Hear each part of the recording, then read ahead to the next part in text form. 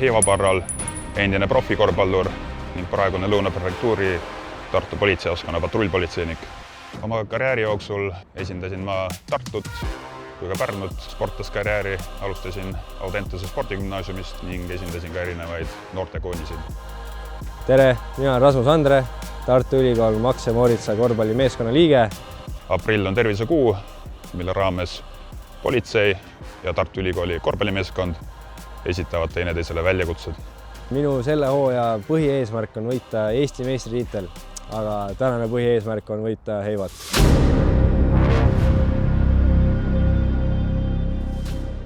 Koertegrupi töö eesmärk on kasutada koeri erinevatel aladel, et inimeste otsimisel, siis on meil ka jõukasutus ja narkootiliste ainete otsimine.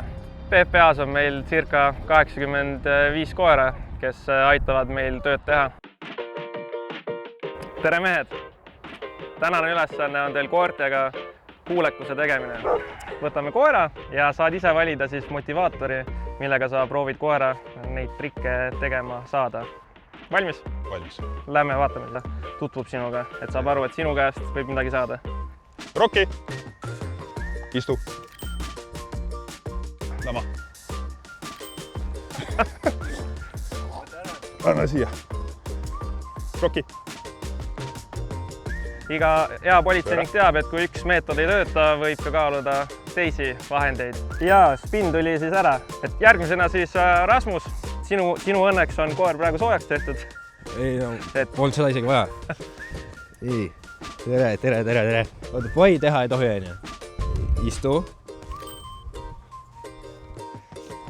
Lama, väga tubli.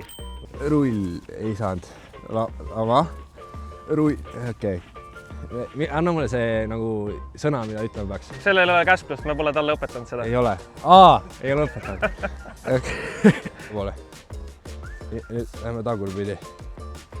Põhimõtteliselt, loeme ära. No põhimõtteliselt, aga ma tahaks ühte sammu veel näha. No, lähme tagurpidi. Aga väga hästi. Väga tubli. Jõudsimegi lõpule oma lühikese harjutusega. Et mõlemad näitasite väga oskuslikku koera käsitlemist. Et tulid efektsed spinnid ja kõrvalkäigud.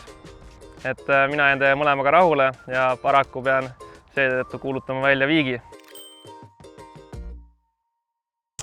No mul läks kindlasti paremini, et sai nagu näha. Aga see oli arusaadav ka, et ma olen nagu koertekoolis käinud ja siis üks meist vist ei ole.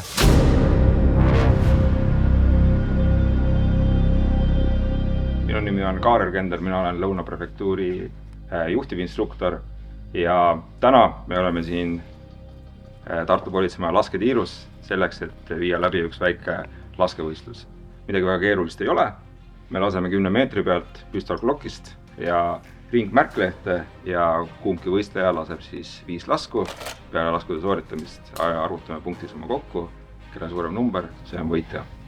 Mõned kosumehed oskavad paremini lasta kui mina, aga minu meelest nagu seal midagi randmega pistmist ei ole, sest palli sa viskad, eks ole, niipidi, aga laskma pead sa niimoodi.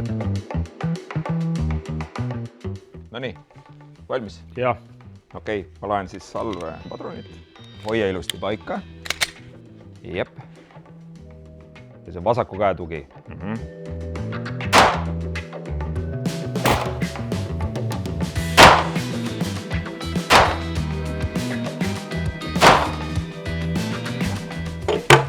Tühi, tsekkan.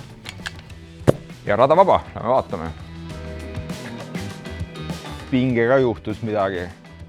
2 tükki on ainult praegu siin. Sa siis lae ise ja tee omas tempos ja pärast relv ohutuks ka. Ja kui oled valmis, siis tuld.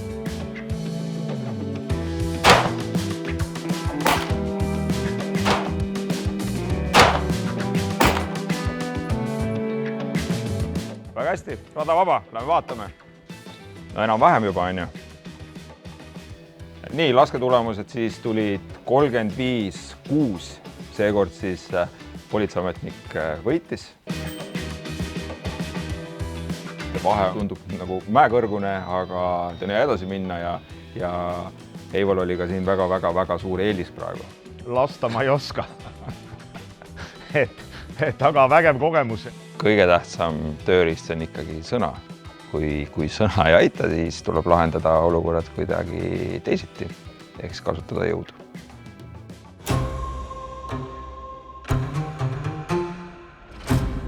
Mina olen Martin Raid, PPA kommunikatsioonibüroo grupijuht ja täna oleme siin Tartu politseimajas, et teha üks väljakutse, kus siis me paneme proovile meie patrullpolitseiniku Heivo Parroli ja Tartu Ülikool Max ja Moritsa kapteni Martin Paasoja.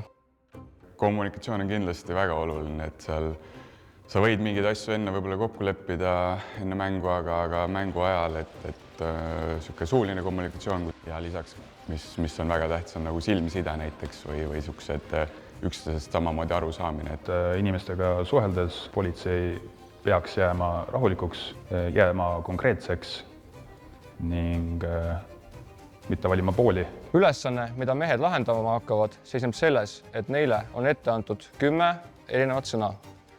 Neil on kokku aega 10 minutit ja selle aja jooksul nad peavad neid sõnu kasutama ja panema kokku loogilise jutu, mis võiks siis haakuda nii politseitööga kui ka korvpalliga. Ja aeg läks käima nüüd. Nagu päriselt läks käima või?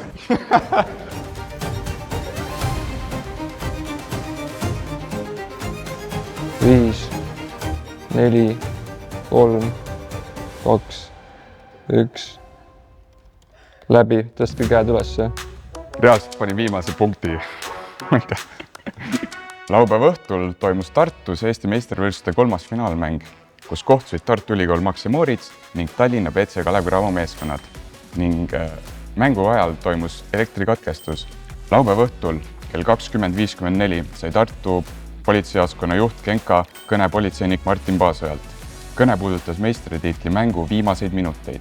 Tartu Ülikooli korvpallimeeskond, valitsevad tšempionid, olid juhtimas 25 punktiga, kui Martin Paasoja pani alley-oopist pealt. Fänne täis spordihoones läks kakluseks, kommenteeris perfekt Vaiko Vaher. Selle soorituse võitja on Martin Paasoja. See Martini lugu oli selles mõttes nagu positiivne ka, et seal keegi viga ei saanud, nii et palju õnne, Martin. Hea sooritus. Mina olen Raitri Valane. Oleme täna tulnud Tartu Ülikooli spordijoonesse ja esitan väljakutse endisele kolleegile Heivole. Kõigepealt on täpsusvise, siis on joonejooks ja siis on keskkonnavise. Proovime ära, vaatame, kes meil võitjana välja tuleb. Vaatame, kes peale jääb.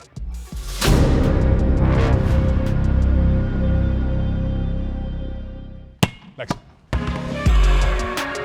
Ai. Nüüd on kõige raskem osa. Ei saa sisse.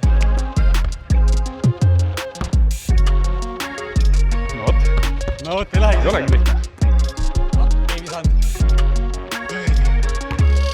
Nii rohkem ei oota.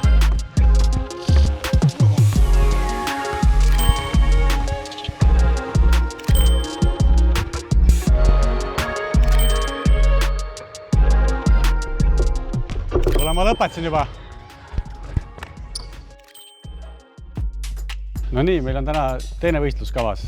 See on joonejooks kõige paremas mõttes, aga koos kossupallidega.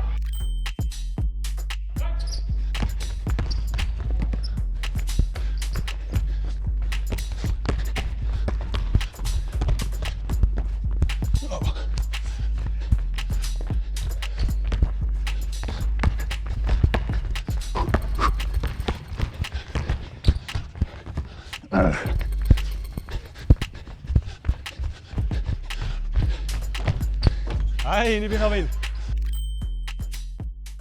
Kolmas ala on keskkonnavise, vana hea. 5 viset, kes rohkem sisse saab. Ei tead nagu ikka. See, kes võidab viimase, võidab kõik. Täpselt. Jõudu.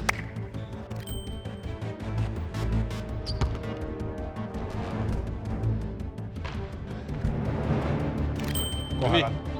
See enam ei saa minna küll.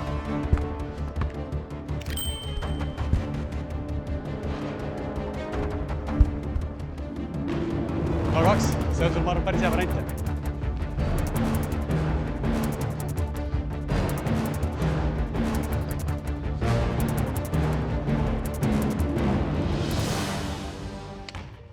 Aga tegelikult 5 tükki rõngas, see on ka päris hea. Kui see on päris hästi. See on väga okei tee. aga kuidas muidu endal meeskonnas, kuidas sisekliima on ja? No praegu on meil kõik hästi.